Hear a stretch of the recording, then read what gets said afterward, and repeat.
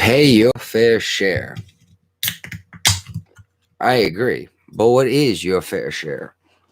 I think pretty much everyone agrees that everyone should pay their fair share into taxes.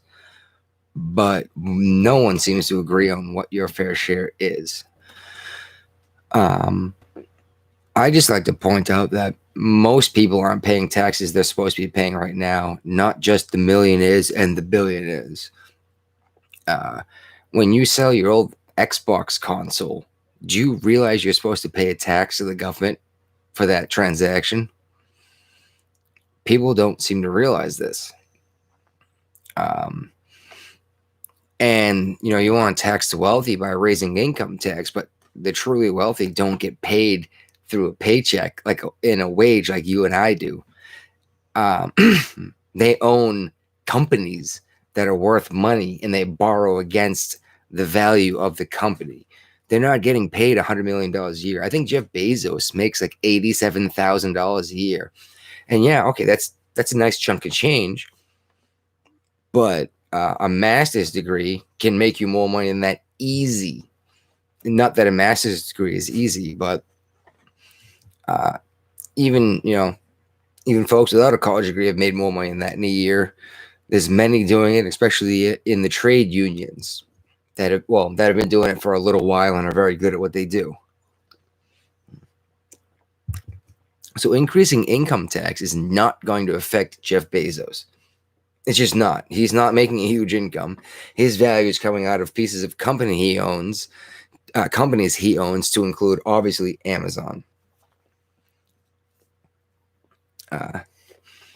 While we're saying we need to tax this guy more, everyone needs to pay their fair share, no one is paying taxes on what they do on a day-to-day.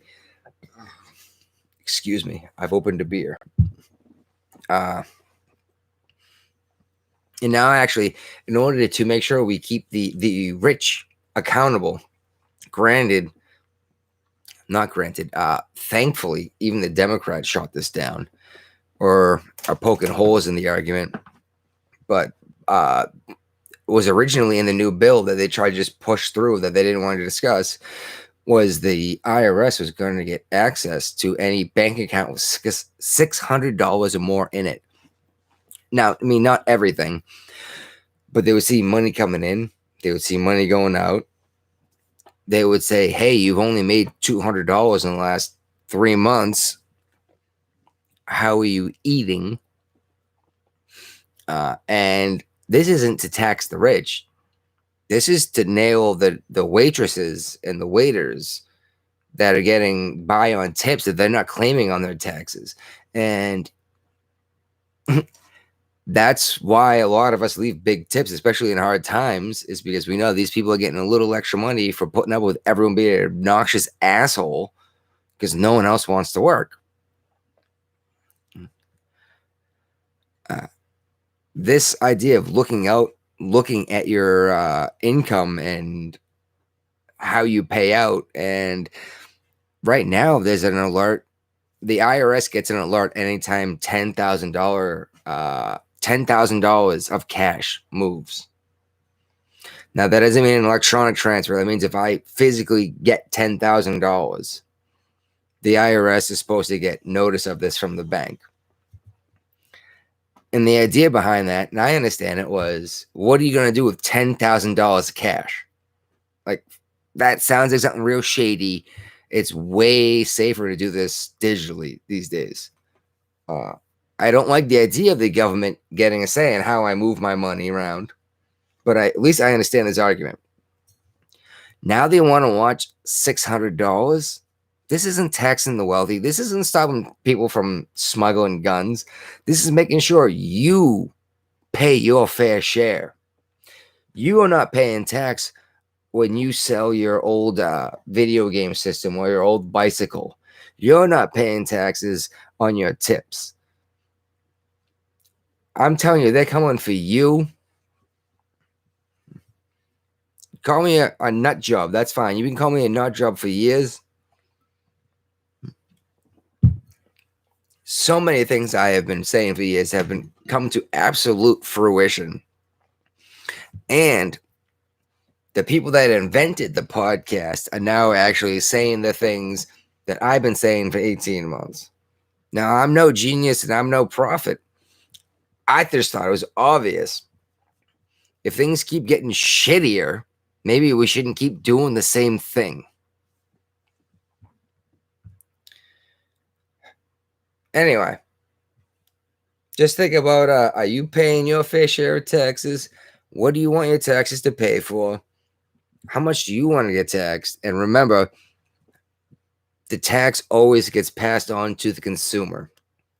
Always.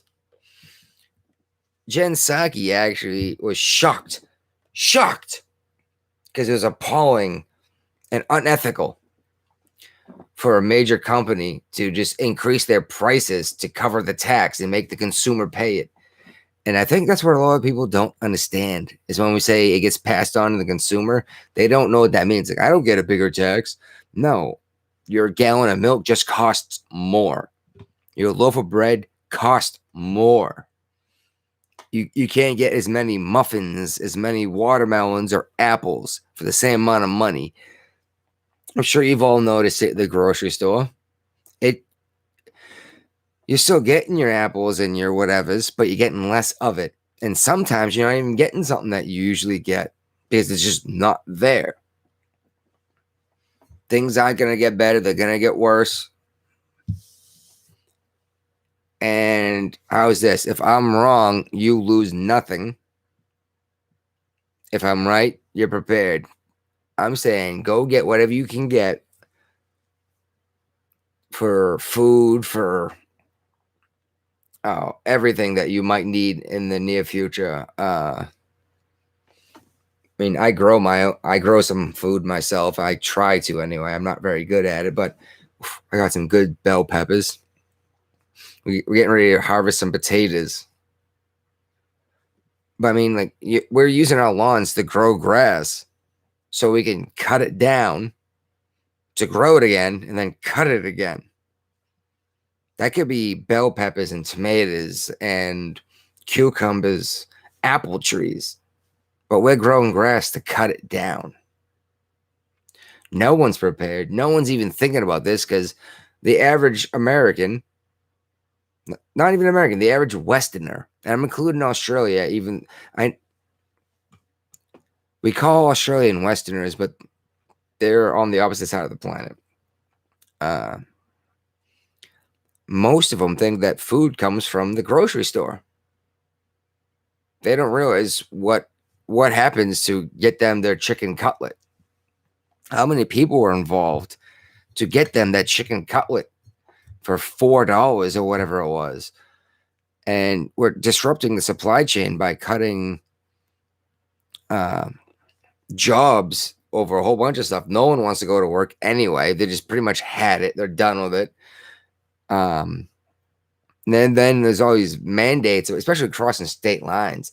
Like, who wants to drive a truck driving in New York City or into New York when you have to show like 900 papers? I wouldn't deliver goods there. I was like, I'll go anywhere but New York. And now all of a sudden, New York's not getting food anymore. And don't get me wrong, New York has plenty of farmland up north. But they've been taking a dump on the farmers in New York for decades. Even under Giuliani, they weren't particularly good to the farmers. Why? I think no one knows how to survive if it comes down to it, is what I'm saying. I'm going to end this before I say something stupid.